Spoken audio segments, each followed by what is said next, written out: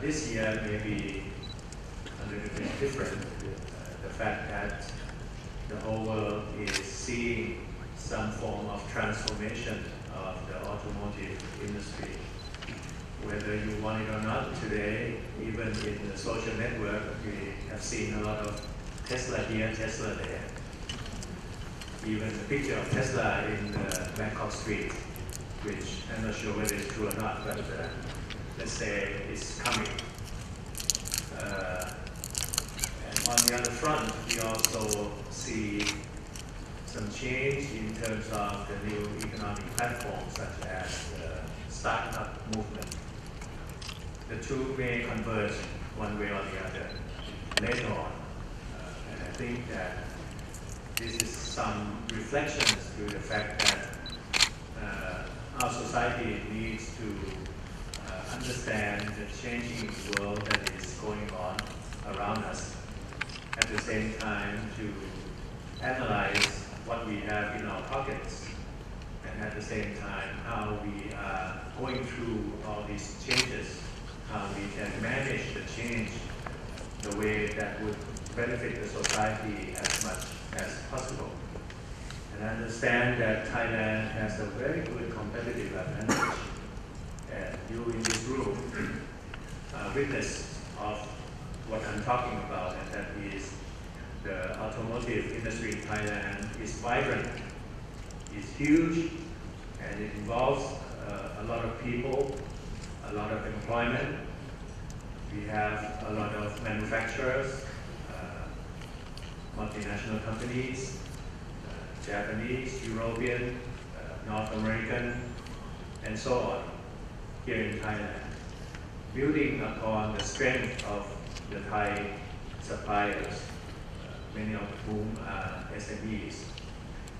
But we have enjoyed this investment in automotive industry for a number of years now. And it will be a number of years from now on that we will strengthen ourselves in the automotive industry too. The reason I say this is because we need to calculate the transformation carefully. The fact that we have a large base of car manufacturing in Thailand, and it's something that we have to nurture, and at the same time have to build strong partnership with our investors, with our colleagues in different countries who have automotive plants in Thailand. And this is why in our cluster, super cluster targeted by the government in order to be precise and to have clarity in the direction that the government would promote. 1 out of 10 clusters that have been targeted is next generation automobiles. Having said that, let me also highlight the fact that there are a number of changes today in terms of public policy, which the latest movement was by our Prime Minister, who have chartered many ministries to work together in order, as well as working with the private sector here, to come up with a good plan, as well as to have cars of the future running in the streets of Thailand in the near future, maybe in November, as has been mentioned by the Prime Minister. So let me get into a little futuristic scenario of what it's going to be like and how we are going to transform from today until the time that we will see a mixture of convergence of many technologies in this automotive segment. Let me highlight, I don't know if any of you have listened to Tony Siba, who came here to Bangkok a few months ago by the Petroleum Institute of Thailand. I would like to reiterate what he has told us title of Clean Disruption of Energy and Transportation, which I think coincides with the title of this event. Basically, Tony, who's a professor at Stanford, told us that if you look at the global trend and with all the information and facts and figures that tell us that something is changing, he highlighted the 4 areas of change and transformation that we will encounter, not only in our lifetime, some of which will happen in maybe a decade or 2, which cover energy storage, 4 areas. Energy storage, 1, electric vehicle, 2, self-driving cars, 4, and solar or photovoltaics. So these 4 areas. Now let me highlight a few facts and evidence so that we will be able to see some pictures that are coming in the near future. First of all, if you talk about electric car or electric motor, the evidence today tells us that it is 5 times more energy efficient. And I'm not downgrading the internal combustion, please don't get confused. I'm just looking into the future and see how transformation will come. So the 5 times more energy efficient we are talking about today is the internal combustion engine, giving out from 17 to 21% efficiency, compared with 90 to 95% fuel efficiency or energy efficiency of the electric vehicle. And this can be very important if you look from the environment or climate change point of view or greenhouse gas point of view. And that is, if we are talking about the 20% efficiency of internal combustion, we are talking about 80% fumes and smokes and pollution. So this is something we need to calculate, the relationship or interrelation or correlation between energy and environment. Secondly, electric vehicle. And again, I must stress, I'm not here to sell electric vehicles. I'm just trying to get us to start thinking about the future and how we can transform from today. Electric vehicle is 10 times cheaper to charge or to put in fuel, if you want to use the conventional word. And here we are talking about power electronics. So per kilometer, we are talking about 10 times cheaper to charge compared with the conventional fuels. Thirdly, maintenance. Gasoline car has about, and you know this better than I do, gasoline cars have about 2,000 plus moving parts. Compared with electric vehicle, 18 moving parts, 1/8. So we are talking about electric vehicle of 100 times fewer moving parts than the gasoline car. So if it is so, electric vehicle is 10 times to 100 times cheaper to maintain. This is also very significant, especially to consumers or to drivers. If they look at the life cycle and the operating cost, not only the investment cost of EV. And also the ease of maintaining is also another factor. Number 4, EV can be far more powerful than internal combustion engine. I'm not just talking about sports car or Tesla, but in the future we'll be able to see faster acceleration by electric vehicles.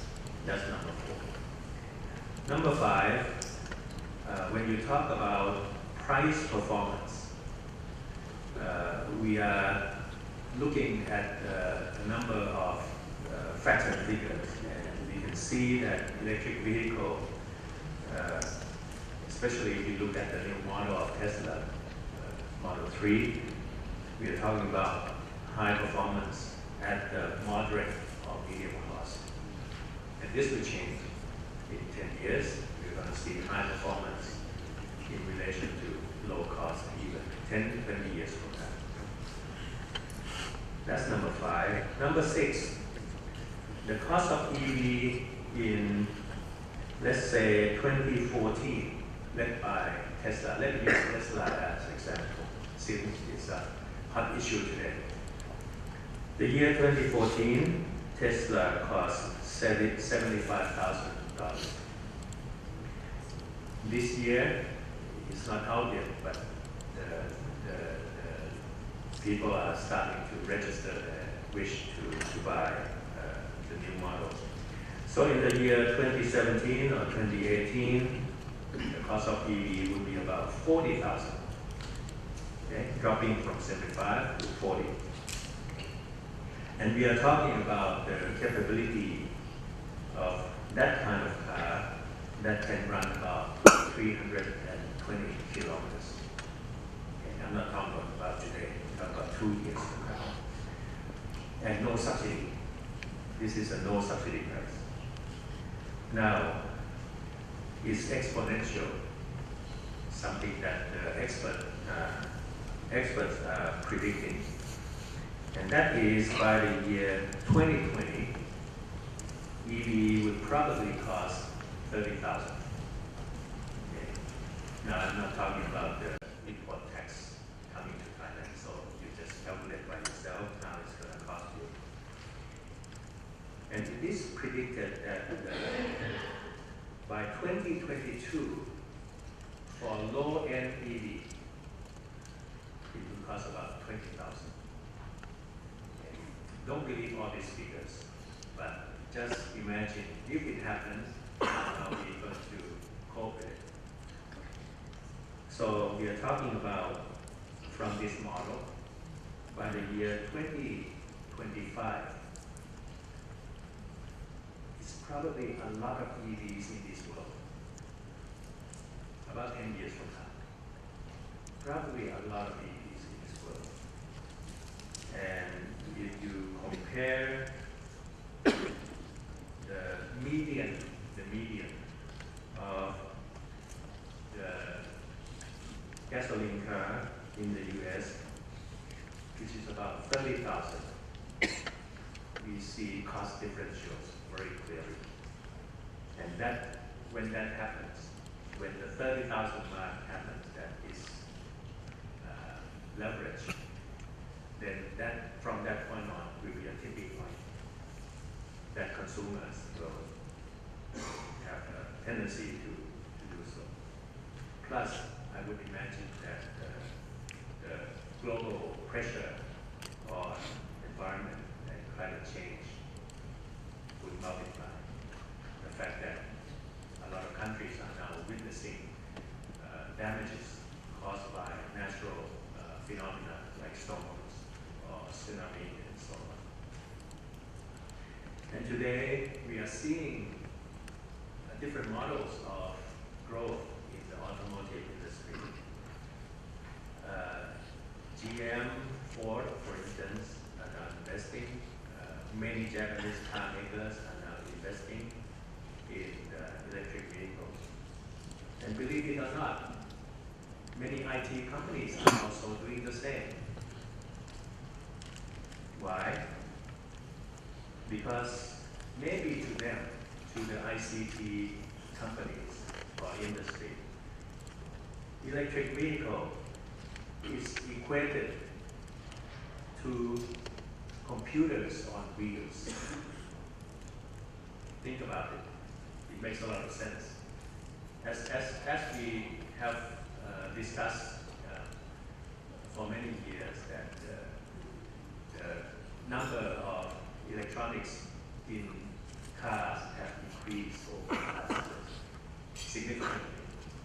So it probably would not be a surprise at all if in the future we are talking about a company like like Foxconn, who produce iPad for you, company like Apple, Google, or even Xiaomi in China have now invested in this electric vehicle. And we are foreseeing that in the future we may have a lot of maybe convenience stores or department stores offering EV free charging station. Now, here comes startup thinking. Or we may be seeing, if you talk about big systems, EVs altogether becomes V2G, vehicle to grid. You bundle EVs en masse, you can supply to the grid as electricity supplier. So watch out, EGAT. The grid system is going to be challenged, and it's probably not only EV, but also photovoltaics growth as well, because now we see that the price performance of photovoltaics, solar cells, is now getting better and better. Lower cost, higher efficiency, even bendable, very flexible solar panels, because now the application of solar panels is not only solar park or solar rooftop, but it's gonna get into all the gadgets that we are using today. It's improving at a very frightening rate. And maybe in the future, according to these experts, we are talking about disconnecting our homes from the grid electricity and be very independent with our solar rooftop and maybe batteries at the basement. Self-sufficient. No need for grid connection anymore, even to sell it to the grids. So things are changing. I'm not saying that this is going to be true 100%, but what I can say with confidence is that disruption is happening everywhere, especially disruptive technologies. And this decade or two, you will see more disruptive technologies. And that is a wake-up call to many industries and to many businesses that we cannot be complacent, because once disruptive technology comes, the legacy system will get to a lot of problems. But for consumers, disruptive technologies mean changing our lifestyles. And I'm sure for Thailand, we change our lifestyle very easily, especially if we import things from overseas. So let me conclude by saying that for Thailand, apart from nurturing the existing car manufacturing, as Dr. Yosopong has told us, from the gasoline base to hybrid, to plug-in hybrid, to EV, or maybe in the future fuel cell cars, we need to position Thailand, and we are doing so at this point in time. But it takes time, because as I have mentioned, we are in the middle of changes. So we need to change with good platforms being installed. Now, if we are talking about the promotion of EV in the near future, we need to look at the whole system, the infrastructure of EV, charging stations, the human resources needed, industries that would come in a big way, not only assembly, but also doing more research, especially in important components such as lithium battery, motors, and the design of EV that is suitable for the local condition. For example, these past few days, probably need to be aware that we need EVs that can withstand rain, flood, or air condition Thai people love air-conditioned cars. So EVs need to be designed so that the power use in electric vehicles have to calculate the impact of energy use for air condition. So the distance that a pack of electric vehicle can run would also have to be calculated as well. So finally, let me just say that the government is looking very seriously into this, but we don't want to design or put out policy alone. We want to do it with our partners, with multinational companies who have manufacturing facilities here, with Thai SMEs, with universities, with associations, and I think even for the standards, we are also talking to manufacturers to make sure that the charging standards would be healthy enough so that we do not have to have proprietary kind of standard system. So we are doing our best at the moment. It may be a little slow at this point, but we want to be very careful, nurture the existing ones while transforming to the next stage of electric vehicle in Thailand, and at the same time place the importance on the safety, on the consumers, the economics of EVs, and at the same time look into our record of energy and environment in the long run. So I think it is hopeful and it is opportunity to me that we will get into this new age of next generation automotive industry in a very healthy and fruitful to all parties concerned. Thank you very much for your attention.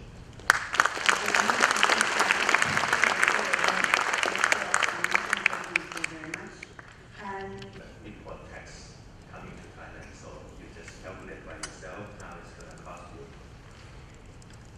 And it is predicted that by 2022, for low-end EV, it will cost about 20,000.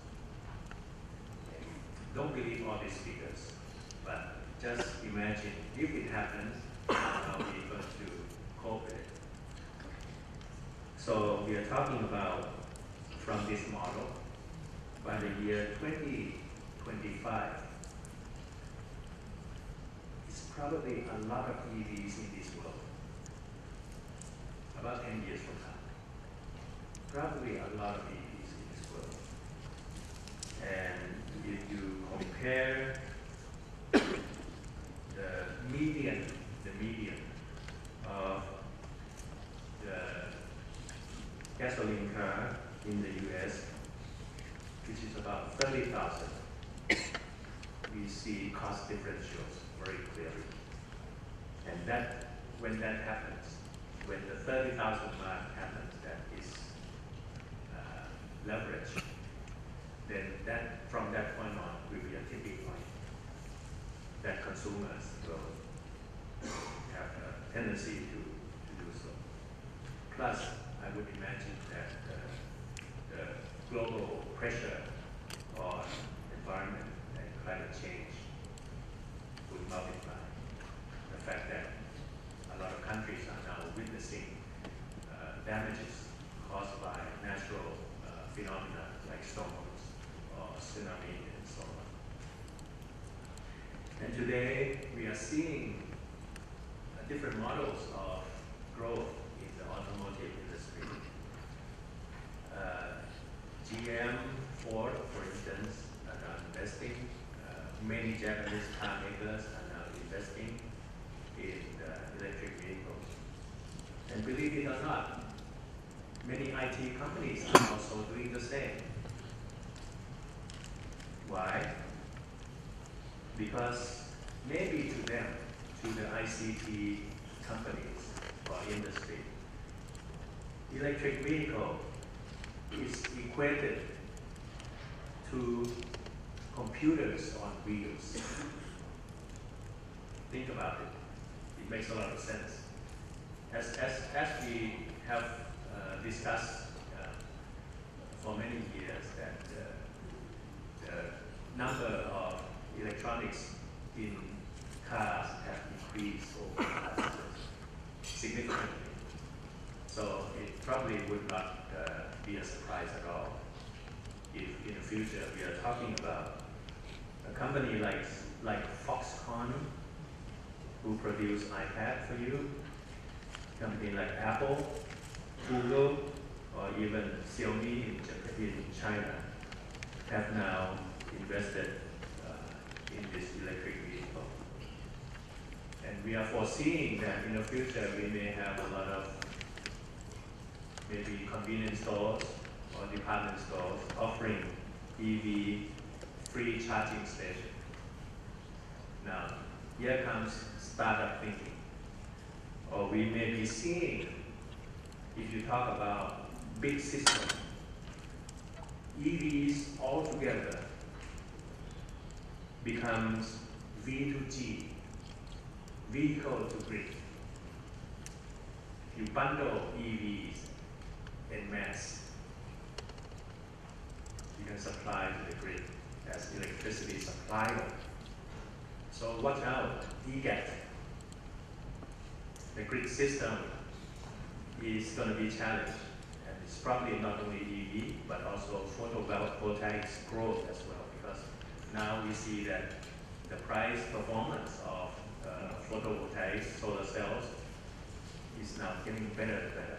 Lower cost, higher efficiency, even bendable, very flexible solar panels, because now the application of solar panels is not only solar park or solar rooftop, but it's gonna get into all the gadgets that we are using today. It's improving at a very frightening rate. And maybe in the future, according to these experts, we are talking about disconnecting our homes from the grid electricity and be very independent with our solar rooftop and maybe batteries at the basement. Self-sufficient. No need for grid connection anymore, even to sell it to the grids. So things are changing. I'm not saying that this is going to be true 100%, but what I can say with confidence is that disruption is happening everywhere, especially disruptive technologies. And this decade or two, you will see more disruptive technologies. And that is a wake-up call to many industries and to many businesses that we cannot be complacent, because once disruptive technology comes, the legacy system will get to a lot of problems. But for consumers, disruptive technologies mean changing our lifestyles. And I'm sure for Thailand, we change our lifestyle very easily, especially if we import things from overseas. So let me conclude by saying that for Thailand, apart from nurturing the existing car manufacturing, as Dr. Yosopong has told us, from the gasoline base to hybrid, to plug-in hybrid, to EV, or maybe in the future fuel cell cars, we need to position Thailand, and we are doing so at this point in time.